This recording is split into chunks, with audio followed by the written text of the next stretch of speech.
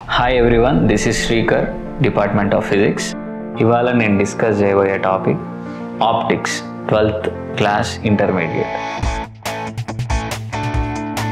So optics వచ్చేసరికి ఇది branch of physics. ఈ ఫిజిక్స్లో మనం ఏం మాట్లాడతాము అంటే మెజారిటీ వి డిస్కస్ లైట్ ప్రాపర్టీసే మాట్లాడతాం. అంటే లైట్ మనకు డైలీ యాక్టివిటీలో టూ మెనీ వేస్ హెల్ప్ అవుతుంది. ఆ లైట్కి కొన్ని ప్రాపర్టీస్ ఉన్నాయి.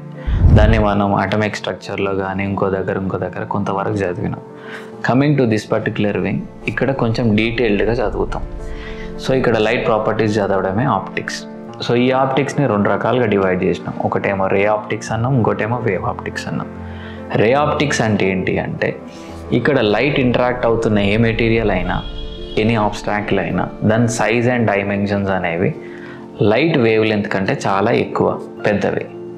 కమింగ్ టు వేవ్ ఆప్టిక్స్, ఇక్కడ లైట్ డైమెన్షన్ ఏదైతే వేవ్ లెంత్ ఉందో ఆ వేవ్ లెంత్కి కంపారబుల్ అయిన డైమెన్షనల్ ఆబ్జెక్ట్స్ తోటే ఇంటరాక్ట్ అవుతుంది. ఇది చిన్న డిఫరెన్స్.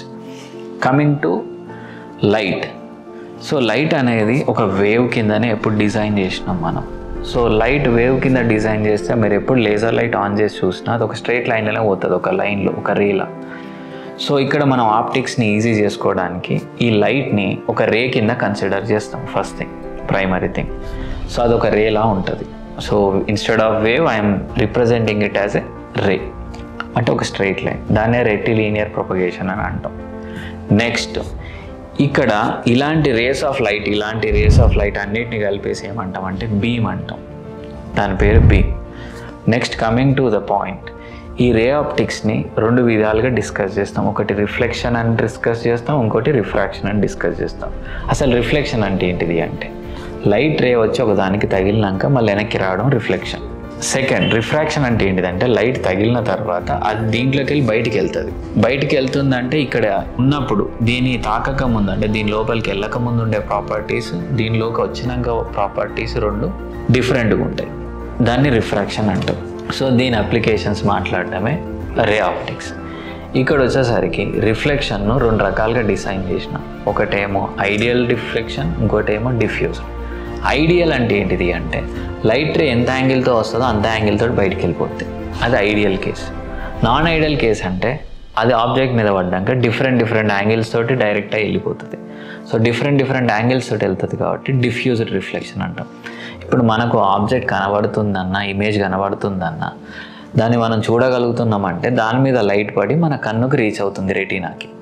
సో దాని మీద పడ్డ లైటే మనకు ఇమేజ్ని ఫామ్ చేస్తుంది రెటీనాలో, దాన్ని మనం చూస్తాం. అర్థమైందా?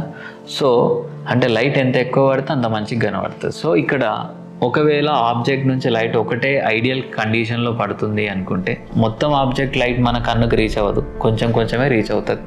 సో కంప్లీట్ ఆబ్జెక్ట్ కనబడదు. బట్ మనకు అంత కనబడుతుంది అంటే it is because of diffused reflection, non ideal case. So coming to reflection, ideal reflection. రెండు రకాల రిఫ్లెక్షన్స్ డిస్కస్ చేస్తాం. ఒకటి ప్లేన్ రిఫ్లెక్షన్, ఇంకోటి స్పెరికల్. ప్లేన్లో ఏం మాట్లాడతామంటే ఒక complete plane kind of reflector ఉంటుంది. దానికి ముందు ఆబ్జెక్ట్ పెట్టి దాన్ని కదిలించుడు, రేస్ వేయడం, ఇది అది అంతా డిస్కస్ చేస్తాం. పెద్ద అదేం ఉండదు, జస్ట్ జామెట్రీ వస్తే సరిపోద్ది దానికి. కమింగ్ టు స్పెరికల్, ఇక్కడ ఒక మిర్రర్ ఫార్ములా అని చెప్పి ఒక ఈక్వేషన్ని డెవలప్ చేసి ఆ ఈక్వేషన్లో సైన్ కన్వెన్షన్స్ యూస్ చేసి కేసెస్ అన్ని డిస్కస్ చేస్తాం. హార్డ్లీ 2 ఈక్వేషన్స్ ఉంటాయి, చాలా ఈజీ. కమింగ్ టు రిఫ్రాక్షన్, దీన్ని కూడా రెండు రకాలుగా చేస్తాం. ఒకటి ప్లేనార్ రిఫ్రాక్షన్, ఇంకోటి ఏమో కర్వ్డ్ రిఫ్రాక్షన్. ప్లేనార్లో కూడా ఏంటి అంటే మళ్ళీ ఇమేజ్ లొకేషన్ని పెట్టడం, ఇమేజ్ మోషన్ని కనిపెట్టడం, ఇంతవరకే ఉంటుంది. స్పెరికల్ రిఫ్రాక్షన్కి వస్తే మళ్ళీ సేమ్ రిఫ్రాక్షన్ ఒక ఫార్ములాని డెవలప్ చేస్తాం. దానికి సంబంధించిన మ్యాగ్నిఫికేషన్ అని, వెలాసిటీ అనే ఈక్వేషన్స్ 3 డెవలప్ చేసి వాటి మీదనే కేసెస్ అన్ని డిస్కస్ చేస్తాం. ఈ రిఫ్రాక్షన్ ఏదైతే ఉందో దాన్ని అప్లైడ్ ఫిజిక్స్ కింద కన్వర్ట్ చేసుకొని అక్కడ నేను రిఫ్రాక్షన్ సర్ఫేసెస్ తోటి లెన్సెస్ చేస్తాను. లెన్సెస్ చేసి ఇప్పుడు ఈ లెన్సెస్ మీద నేను కేసెస్ అన్ని డిస్కస్ చేస్తాను. ఈ లెన్సెస్ అనేవి ఏంటి అంటే మన కళ్ళద్దాలు అవ్వచ్చు, మిర్రర్స్ అవ్వచ్చు, కార్ మిర్రర్స్ అవ్వచ్చు, ఇలాంటివి. వీటిని అప్లికేషన్లో యూజ్ చేస్తాం. సో ఈ బేసిక్గా ఇవి డిపెండ్ అయ్యే బేసిక్ ఐడియా వచ్చేసి రిఫ్రాక్షన్. ఇక్కడ నుంచి ఈ లెన్సెస్కి కొన్ని ఈక్వేషన్స్ డెవలప్ చేస్తాం, మ్యాథమెటికల్ ఈక్వేషన్స్. వాటిని సైన్ కన్వెన్షన్లో యూజ్ చేసి సాల్వ్ చేయడం. ఇంతకు మించి ఏం లేదు రే ఆప్టిక్స్లో. Thank you.